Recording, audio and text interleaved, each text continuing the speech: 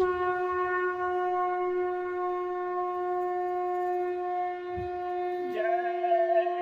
गुरुदेव। जय गुरुदेव।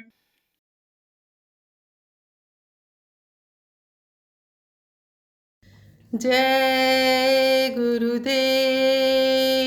जय गुरुदेव। सत्संग की गंगा बहती है, गुरुदेव तुम्हारे चरणों में। सत्संग की गंगा बहती है, गुरुदेव तुम्हारे चरणों में। फल मिलता है उस तीर्थ का, कल्याण तुम्हारे चरणों में। फल मिलता है उस तीर्थ का, कल्याण तुम्हारे चरणों में। मैं जन्म जन्म तक भरमा हूँ, तब शरण आपकी आया हूँ। मैं जन्म जन्म तक भरमा हूँ, तब शरण आपकी आया हूँ। इन भूले भटके जीवों का कल्याण तुम्हारे चरणों में। इन भूले भटके जीवों का कल्याण तुम्हारे चरणों में। सत्संग की गंगा बहती है, गुरुदेव तुम्हारे चरणों में। सत्संग की गंगा बहती है, गुरुदेव तुम्हारे चरणों में। दुखियों का दुख मिटाते हो तुम, देव दिव्य पर खाते हो। दुखियों का दुख मिटाते हो तुम, देव दिव्य पर खाते हो। सब आवागमन मिटाते हो, है मोक्ष तुम्हारे चरणों में। सब आवागमन मिटाते हो, है मोक्ष तुम्हारे चरणों में। सत्संग की गंगा बहती है, गुरुदेव तुम्हारे चरणों में। सत्संग की गंगा बहती है, गुरुदेव तुम्हारे चरणों में। एक बार जो दर्शन पाता हूँ, बस आपका ही हो जाता हूँ। एक बार जो दर्शन पाता हूँ, बस आपका ही हो जाता हूँ। क्या गुप्त तुम्हारी प्रीति है धन्य तुम्हारे चरणों में। क्या गुप्त तुम्हारी प्रीति है धन्य तुम्हारे चरणों में। सत्संग की गंगा बहती है, गुरुदेव तुम्हारे चरणों में। सत्संग की गंगा बहती है, गुरुदेव तुम्हारे चरणों में। मैं जन्म का भूला शरण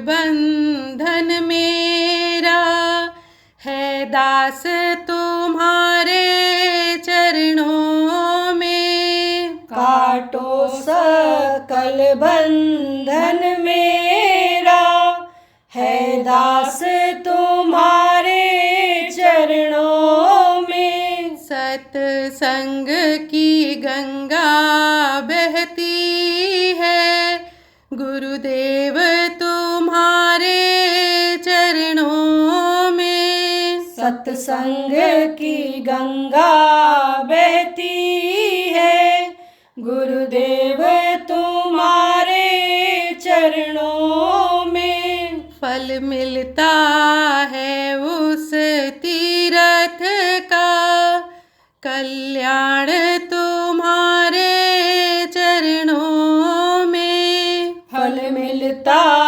है उस तीर्थ का कल्याण तुम्हारे चरणों में। जय गुरुदेव। जय गुरुदेव।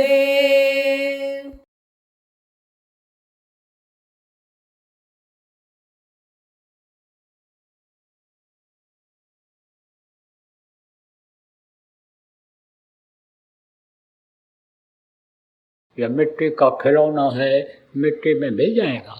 एक दिन तो समय सबका पूरा ही होना है। उसी चीज़ को आप देखो, चाहे सत्संगी हो, चाहे पहली बार यहाँ पर आए हुए हो, भूले हुए हो कि मौत भी आएगी। दो ही चीज़ तो सत्य है, वाकई यह सत्य है। दुनिया ये झूठ है, दुनिया ये नकली है। यहाँ पर कहीं समझो जो भी चीज़ें हैं अपनी कुछ है ही नहीं। ये शरीर भी अपना नहीं है, एक दिन इसको भी खाली कर देना पड़ेगा। इसी चीज़ को आपको याद रखने की ज़रूरत है कि मौत सबकी आएगी और प्रभु सत्य है। प्रभु को भूल रहे हो, प्रभु को याद करो, प्रभु को याद कराओ। प्रभु ही सब कुछ है। प्रभु को प्राप्ति करने का रास्ता इसी मनुष्य शरीर में है, इसी में है। आज तक जिसको मिला इसी में मिला। इस चीज़ को बताने की ज़रूरत है कि मरने के बाद न तो भगवान किसी को मिला और न मिलेगा। मिला तो जीते जी मिला, जीते जी ही सब कुछ करने का मौका है। ये हाथ पैर आँख कान मुँह सब बना दिया उसने। अब इससे चाहे बुरा करो और चाहे अच्छा करो। बहुत से लोगों को मालूम ही नहीं है कि बुरा क्या है, अच्छा क्या है। आपको बता दें, किसी ने कह दिया कि देवता की मूर्ति है और इसके सामने तो बकरा काट करके चढ़ा दो तो देवता खुश हो जाएंगे। अपने समझ से तो उसने देवता की सेवा के लिए, देवता को खाने के लिए बकरा काट करके चढ़ा दिया। लेकिन अगर वही देवता जिंदा होते, आप समझो वो अपने सामने बकरा चढ़ाने देते? अरे बकरा बना देते, वहीं मुर्गा चढ़ाने देते, वहीं मुर्गा बना देते जो चढ़ाने के लिए जाता। लेकिन न बोलने वाले, न डोलने वाले, कुछ भी कहो ना सुनने वाले, कुछ भी पूछो ना जवाब देने वाले को मान लिया कि ये देवता हैं। श्रद्धा प्रेम से उनको पूजने लग गए। अब उनके सामने बकरा काट करके चढ़ा दिया। अब वो जो बकरा चढ़ाया पाप हुआ कि नहीं हुआ? बहुत बड़ा पाप हुआ। जिसको आप बना नहीं सकते उसको मारने के हकदार नहीं हो। आप अपनी खेती बोते हो, खेती में जो अनाज लगता है उसके आप मालिक हो। दूसरे की बोने तो गए नहीं। दूसरे की खेती अगर आप काटोगे, दूसरे की खेती को नुकसान पहुंचाओगे तो सजा देगा कि नहीं देगा?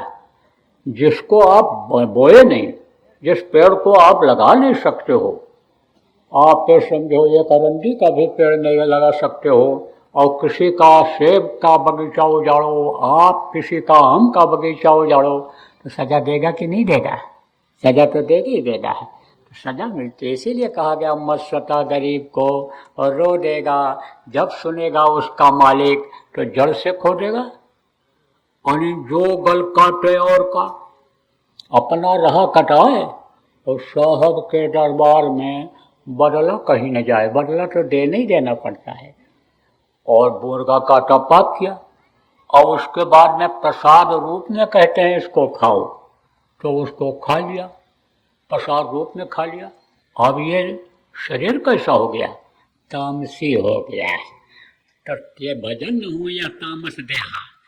भजन कहीं हो सकता है, कहीं पूजा पाठ हो सकता है, और करते भी हैं तो कबूल नहीं होता है, स्वीकार नहीं होता है, क्योंकि यह मानव मंदिर से ही पूजा पाठ जो कुछ यज्ञ जब तक करते हैं और यही गंदा है, तो कबूल कहाँ से होगा? मांसाहारी, कबीर साहब ने कहा, मांसाहारी मानवा प्रत्यक्ष राक्षस संग, इनका संगत जो करे पड़े भजन में भंग। कहते मांसाहारी का साथ कर लो तो भजन में बाधा आ जाती है, तो कहाँ से ये शरीर पवित्र रह पाएगा? अब आप ये समझो कि अनजान में तो हुआ, जानकार होता तो काटता, जानकार होता तो नहीं काटता। जो सत्संगी हो आप कभी काटोगे? कभी नहीं काटोगे। आप तो चींटी तक भी बचा के चलोगे। क्यों? क्योंकि जीवों पर दया करने की बात आपको बताई गई, जहन में वो बात बैठ गई कि सबके अंदर ये जीवात्मा है, यही जीवात्मा जो हमारे अंदर में है वही कीड़ा मकोड़ा में भी है, तो उनकी भी रक्षा करनी चाहिए। और अगर वो मर जाते हैं मेरी वजह से, तो उसका प्रायश्चित हमको भोगना पड़ेगा, उसका पाप हमको भोगना पड़ेगा। तो आप मारना चाहोगे? नहीं मारना चाहोगे। लेकिन कुछ लोग अभी इसी में आप ऐसे हो गए बैठे कि जो खूब मारे हो गए, खूब काटे हो गए, खूब आपने समझो मजा लिया होगा। तड़पा तड़पा के मारने में मजा लेते हैं लोग कि देखो कैसे तड़प तड़प करके मरता है। तो जब जानकारी नहीं हो पाती है तो ये अनजान में गलतियां बन जाती हैं। फायदे के लिए आदमी उस गलती को कर बैठता है, तो बताने की जरूरत होती है। कौन बताता है? परमारथ के कारणे संतन धरा शरीर, वृक्ष कबहु नहीं फल बखे, नदी न संचय नीर। परमार्थ के लिए ही संत आते हैं। जैसे नदी अपना पानी खुद नहीं पीती है, जैसे ये पेड़ अपना फल स्वयं नहीं खाते, दूसरे को खिलाते हैं, नदी पानी दूसरे को पिलाती है, खुद नहीं पीती है। ऐसे इस धरती पर संत आया करते हैं, महात्मा आया करते हैं। समय समय पर उनका आगमन इसी धरती पर मनुष्य शरीर में ही हुआ करता है। तो देखो, आपको ये भी बताया कि इनकी टीम होती है। जैसे गोपी और ग्वाले कृष्ण के साथ थे, जैसे आप समझो बंदर और भालू राम के साथ में थे। अन्य भी देखो महात्मा हुए हैं, उनके भी बहुत से प्रेमी रहे हैं। ऐसे वो अपनी टीम तैयार करते हैं। तो जो काम वो करता है, आप ये समझो कि वही काम अपने प्रेमियों से कराता है। तो आप समझो अकेले मनुष्य शरीर में कोई कितना क्या कर सकता है, तो प्रेमी जो उनके होते हैं वही उस काम में सहयोग करते हैं। तो आप वो इस काम को लोगों को बढ़ाना है, बताना है।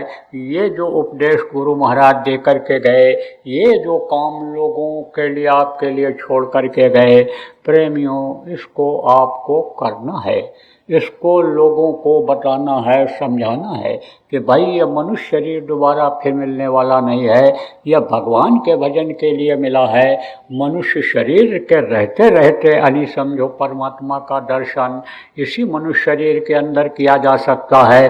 देवी देवताओं का दर्शन मनुष्य शरीर के रहते रहते हो सकता है, मरने के बाद कभी भी नहीं। जीवात्मा को जगाना है। जीवात्मा क्या है? पहली बार जो आप आए हो, आपको बता देना चाहता हूँ, यह परमात्मा की है अंश। अंश किसको कहते हैं? सबसे छोटे टुकड़े को अंश कहते हैं। यानी यह परमात्मा का बहुत छोटा सा टुकड़ा है। तो यह परमात्मा की अंश ये जीवात्मा है।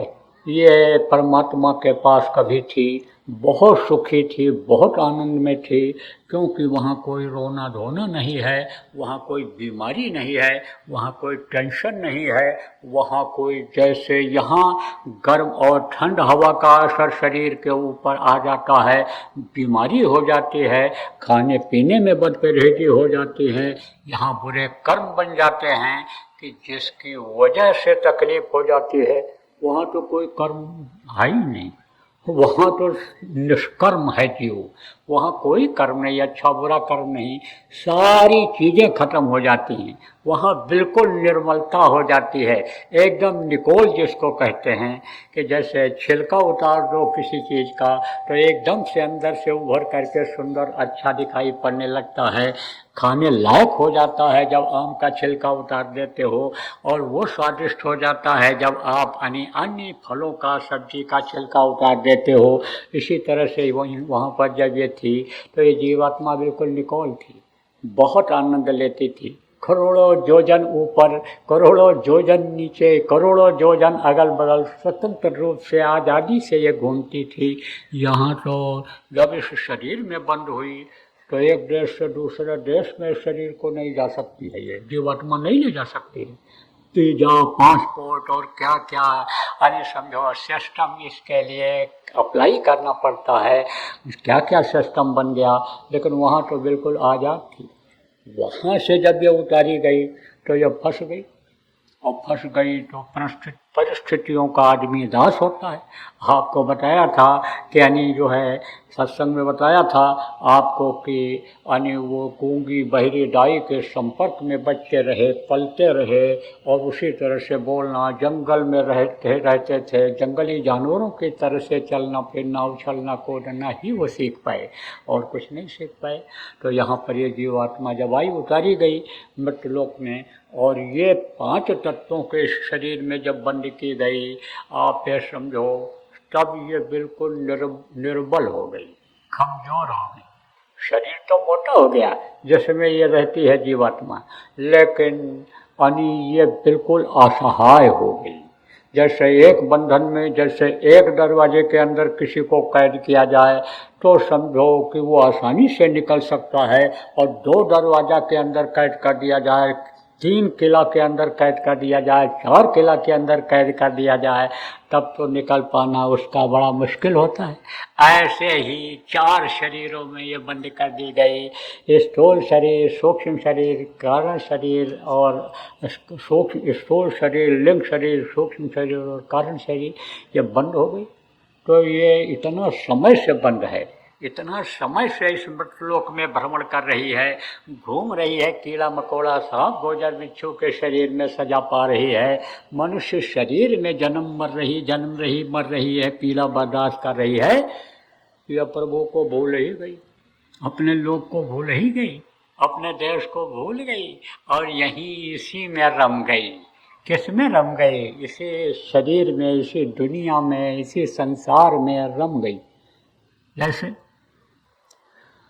कोई लड़की हो, उसकी शादी हो जाए, बहुत अच्छे घर की हो, राजा के घर की हो, और गरीब के हाथ में पड़ जाए और वहाँ से चली जाए, तो बेचारी दुखी तो होती है और रोती तो है, लेकिन परिस्थितियाँ ऐसी बन गई हैं कि वो रहना उसको वहीं पड़ता है, तो वहीं पर वो सेट हो जाती है, और वो सुख सुविधा भी भूल जाता है उसको, और राजा भी भूल जाते हैं, पिता भी भूल जाते हैं। लेकिन पिता को अपने औलाद से बड़ा प्रेम होता है। जेल में बच्चा बंद हो जाए, गलती करे, लेकिन जेल से भी बाप अपने बच्चे को निकालना ही चाहता है। ऐसे ये जीवात्मा एक तरह से 4 शरीर के अंदर में बंद हो गई, तो निकालने के लिए किसी न किसी को इस धरती पर भेजा करते हैं।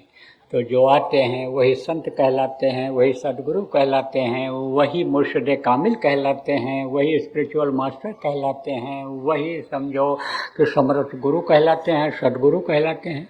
तो वो जब आवाज़ लगाते हैं तो उनकी आवाज़ को ये जीवात्माएं पहचान जाती हैं। देखो, आप राजस्थान में रहते हो, राजस्थान के लोग हमको विदेशों में भी मिले, खूब मिले। वहाँ पर मैं गया था, इधर आपके कहाँ, आपके आंध्र प्रदेश में। तो वहाँ पर एक सत्संगी ने बताया कि हमारे परिवार के लोग, खानदान के लोग बैलगाड़ी पर बैठ करके 600 साल पहले यहाँ आए थे। तो उसने कहा यहाँ? बोले हाँ यहाँ है। उसी ने कहा जहाँ न जाए बैलगाड़ी वहाँ जाए मारवाड़ी। सब जगह मारवाड़ी मिलते हैं, तो सब जगह मिलते हैं। अब आप ये समझो कि वहीं के लोग जब जान जाते हैं कि अब मारवाड़ी हैं, पूछ बैठते कथे से आए, कथे से आए, बोली को पहचान जाते हैं। बोली जो होती है आपके राजस्थान की बोली है। आप ये समझो जैसे उधर आगरा साइड में जो रहते हैं उत्तर प्रदेश की बोली, उधर का बोली अलग है, और चले जाओ उस तरफ बाड़मेर की बोली कुछ ना कुछ फर्क नहीं जाता है। 6 कोस जिसको 12 मील यानी समझ लो 18-19 किलोमीटर की दूरी पर ही बोली कुछ न कुछ बदल जाती है, टोन बदल जाता है, तो बोली पहचान जाती है ये जीवात्माएँ। अरे ये तो लगता है वहाँ के आए हुए हैं, खिंचती हुई उनके पास चली जाती हैं। और जब वो संत समझाते हैं कि हम तुमको लेने के लिए आए हैं, प्रभु ने हमको भेजा है, कहा है जाओ हमारे जीवों को लेकर के आओ, तब वो अपनी परेशानियाँ उनको बताती हैं। कौन सी परेशानी? जैसे गुरु महाराज को भी लोग बताते रहते थे, अरे सिर में दर्द रहता है, पेट में दर्द रहता है, अरे बड़ी परेशानी है, बड़ी गरीबी है, खाने को दिक्कत है, पहनने के लिए कपड़े फटे हैं, और ये समस्याएं वो समस्याएं। तब वो क्या करते थे, कोई न कोई उपाय बता देते थे, और उपाय जब वो अपनाते थे लोग तो वो परेशानियां दूर हो जाती थी। जैसे बाप ने भेजा, राजा ने उस लड़के के लिए भेजा, किसके लिए? जो बहुत दिनों से उनके पास नहीं गई, अलग हो गई थी। आप ये समझो कोई मान लो चंडाल ही उठा ले गया था, कोई बदमाशी उठा ले गया था, पता लगा तो भेजा कि जाओ पता लगाओ। तब वो परेशानी बताती है। क्या परेशानी बताती कि ये अच्छे बच्चे कच्चे ये सब हम क्या करें, सब तो परेशान हैं, इनको परेशानी होगी, हमारे पति देव को परेशानी होगी। तब वो सब उपाय बताते हैं। क्या उपाय बताते हैं? गृहस्थी को सेट करने का। फिर भी वो चलना नहीं चाहती है, कहती है कि अब हम कैसे जा पाएंगे, क्या कर पाएंगे, हम तो रास्ता भी भूल गए हैं, हम तो वहाँ पहुँच भी नहीं सकते हैं। तब वो कहते हम तो तुमको लेने के लिए आए, तुमको घर पहुँचाना एक हमारो काम, हम आए हुए देश से जहाँ तुम्हारो धाम। जैसे संत आवाज लगाते हैं, हम तुमको लेने के लिए आए हैं, चलो, नाव लगाए हुए हैं, जहाज लगाया हुआ हूँ, बैठ जाओ इस पर, और यह भवसागर से हम तुमको पार करा देंगे। तो तब जीवात्माओं के अंदर में जागृति आती है। देखो, जय गुरुदेव नाम जब आप लोगों को याद दिलाते हो, प्रचार करते हो, कमी आपके अंदर है। आप जय गुरुदेव नाम का ठीक से प्रचार नहीं कर पाते हो। जय गुरुदेव नाम का ही प्रचार अगर आप ठीक से कर दो और बता दो कि मुसीबत में, तकलीफ में विश्वास करके जय गुरुदेव नाम को एक बार बोलें, और अगर बचत हो जाए, फायदा हो जाए तो मान ले, समझ जाए इन बातों को। सारी बातों को इनको अगर आप बताओगे पहले तो जल्दी समझ में नहीं आएगा, क्योंकि दूसरे तीसरे दर्जा की पढ़ाई अगर पहले दर्जा के बच्चे को आप पढ़ाने लगोगे, कराने लगोगे, समझ में नहीं आएगा। काखा गाघा सिखाओ तो ये काखा गाघा है क्या? अरे आजमाइश करके देख लो, बीमारियां नहीं जा रही, तकलीफें नहीं जा रही हैं, टेंशन नहीं जा रहा है, तो जय गुरुदेव नाम की ध्वनि बोलना शुरू कर दो, बता दो। कोई काम नहीं बन रहा है, जय गुरुदेव नाम के ध्वनि बोल करके जाओ, सच्चे भाव सच्चे हृदय से जाओ, जायज काम होगा। 2 आना 4 आना से लेकर के 16 आना तक कुछ न कुछ तो 16 आना तक न बन पावे, 8 आना 4 आना 2 आना कुछ न कुछ तो बनेगा ही। खाली हाथ नहीं लौटोगे, कुछ न कुछ लेकर ही आओगे। बता दो लोगों को, आजमाइश करके देख लें। 106 डिग्री बुखार चढ़ा हुआ हो, उतर ना रहा हो, दवा से फायदा ना हो रहा हो, जय गुरुदेव नाम बोल करके खिलाई हुई दवा, पिलाई हुई दवा ही पिला दो और बढ़ा करके लटा दो। देखो 2 घंटे के बाद कम होता है कि नहीं होता है। विश्वास इससे होगा, विश्वास अनुभव से होता है। तो ये सब इस समय पर देखो बच्चों और बच्चियों बताने की ज़रूरत है। आप लोग कैसे भी लोगों को बताओ, समझाओ, अपने अपने तौर तरीके से ही बताओ और समझाओ। जान बचाना बहुत बड़ा पुण्य का काम होता है। दूसरों के काम आना, दूसरों को रास्ता बताना बहुत बड़ा पुण्य का काम होता है, परमार्थी काम होता है। और मनुष्य ही परमार्थी काम कर सकता है, जानवर नहीं कर पाते। वो तो भोग योनि में आते हैं, आप ही चरे। वो तो दूसरे को सींग मार करके उनका भी हिस्सा घास खा लेते हैं। लेकिन आदमी अपने भोजन में से 2 रोटी में से 1 रोटी दूसरे को खिला करके खाता है। परमार्थी काम मनुष्य ही कर सकता है। तो डॉक्टर वालों को समझाओ, जो डॉक्टर में नौकरी करते हो, जो रोजगार करते हो, ग्राहकों को समझाओ, व्यापारियों को समझाओ, विद्यार्थियों को समझाओ, बच्चियों को समझाओ, माताओं को समझाओ। 24 घंटे में कुछ समय इसके लिए भी आप लोग निकालो। अब ये जरूर है कि जो दफ्तर में काम करते हो, दफ्तर के लोगों को ही समझा सकते हो, या दफ्तर से कहीं चले, पान खाने की आदत है, चाय पीने की आदत है, तो वहाँ बैठे वहाँ समझाओ। दूर तो नहीं जा सकते हो। लेकिन कुछ लोग ऐसे हो कि जिनके पास समय रहता है, काफ़ी समय रहता है। जैसे आप सुबह शाम का समय आपके पास है, इतवार को दुकान बंद रहती है, इतवार को दफ्तर बंद रहता है, तो इतवार ही आप निकलो। आप लोगों को समझाओ, आप लोगों को बताओ, आप यात्रा निकालो।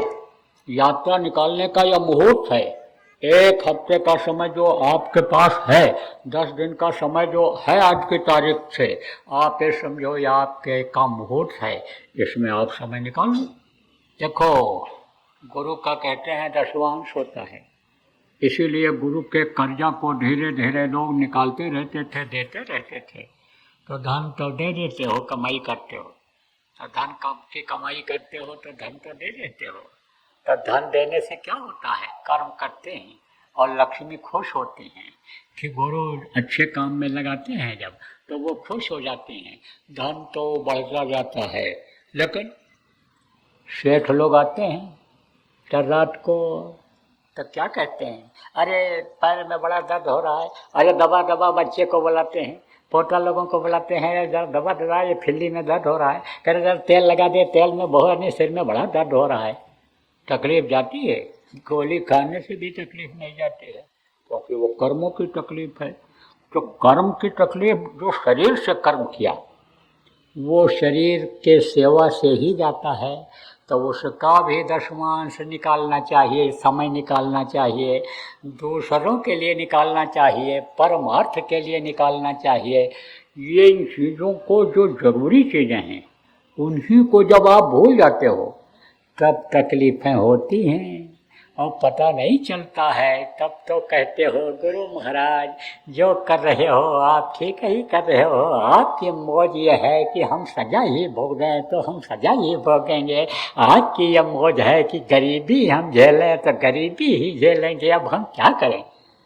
गुरु को दोष देते हो, कहते हैं नाचन न जाने आंगन टेढ़ा, नाचने नहीं जानते तो कहते हैं आंगन ही टेढ़ा है, इसलिए ऐसे ऐसे टेढ़े टेढ़े नाच रहे हैं। ये कहावत है।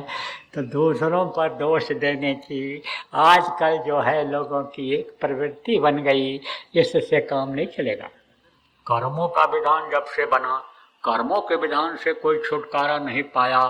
कर्मों का विधान के अंतर्गत देखो, धृतराष्ट्र को भी अंधा होना पड़ा। 106 जन्म के पीछे जो बुरा कर्म उनसे बन गया था, उसकी वजह से उनको अंधा होना पड़ा था उस जन्म में, और बल्कि पीछे के जन्मों में भी उनसे कोई अच्छा इस तरह का बुरा कर्म नहीं हुआ था कि अंधे हो जाएं। अच्छे कर्म ही उनसे हुए थे, लेकिन वो सजा उनको भोगनी पड़ी। कर्मों के चक्कर में ही देखो, सीता को भी राम के साथ जंगल जाना पड़ा, लक्ष्मण को भी जाना पड़ा। कर्मों के अनुसार ही देखो, पुत्र शोक में यानी समझो कि राजा दशरथ को प्राण त्यागना पड़ा।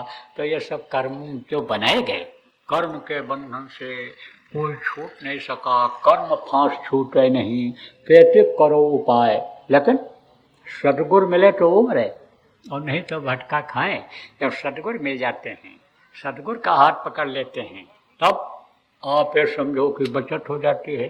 तो गुरु को आप याद तो करते हो जब मुसीबत आती है, तब तो आप एक तरह से यानी दौड़ करके हाथ पकड़ने की कोशिश करते हो, लेकिन जैसे थोड़ा आराम मिल जाता है, तकलीफ दूर होती है, तो ऐसे गुरु को भूल जाते हो। किसको याद करते हो? रोटी दाल को, 99 के 100 को करने में उसको याद करते हो, औरत को याद करते हो, पुरुष को याद करते हो, बच्चे को याद करते हो, अरे भाई परिवार को याद करते हो, धन दौलत को याद करते हो, जितना रिश्तेदार मित्रों को याद करते हो उतना ही गुरु को भी याद कर लो। 24 घंटे में से गुरु को भी याद करने का समय निकाल लो। जितना प्रेम आप परिवार और धन दौलत से करते हो उतना ही प्रेम अगर आप गुरु से कर लो तो जेती प्रीत कुटुंब से वैसे गुरु से होए। और कहा कबीर दास का पला न पकड़े कोई, तो आपका कोई पला पकड़ के रोक नहीं सकता है। कहीं भी जाओ 3 लोक बहना है, फिर कहीं भी कोई रोक टोक नहीं होगी। लेकिन गुरु को भूल जाते हो, गुरु के मिशन को भूल जाते हो, गुरु जो आपके कर्मों को काटने के लिए उपाय बता गए उसको भूल जाते हो। न भजन, न ध्यान, न सुमिरन, पुराने से पुराने सत्संगी हो पूछो तो नाम ही नहीं याद है। पूछो कितना माला का सुमिरन करते हो, कैसे करते हो, तो इधर का उधर, उधर का उधर बता देते हैं। अब आप ये सोचो कैसे काम चलेगा।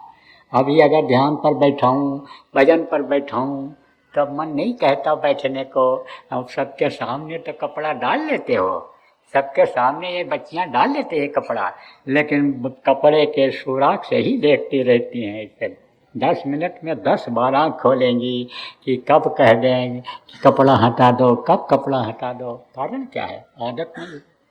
जिस चीज़ की आदत बन जाती है उसको तो आदमी करता ही करता है। देखो गाड़ी चलाने की आदत बन गई, पैर अपने आप ब्रेक पर पड़ता है, पैर यानी समझो अपने आप एक्सीलेटर पर पड़ता है जब जरूरत पड़ती है। आदत बन जाती है। लैट्रिन जाना है तो सुबह उठ करके बैठते हैं, आदत बन गई। ऐसे ही आदत बनानी चाहिए। कर्मों को काटने के लिए प्रचार प्रसार की आदत बनानी चाहिए, भजन ध्यान की सुमिरन की आदत बनानी चाहिए। प्रेमियों, गुरु के आदेश में लगना चाहिए। गुरु को मस्तक पर अगर सवार रख करके चलोगे, गुरु को अपना हाथ पकड़ा करके रखोगे, तो गुरु आपका हाथ कभी नहीं छोड़ेंगे। यहाँ जब तक रहोगे आपकी मदद करते रहेंगे, और जब समय पूरा होगा तो आपको पहुँचा देंगे निज घर निज धाम। यहाँ से उतरना नीचे इस दुख के संसार में नहीं होगा।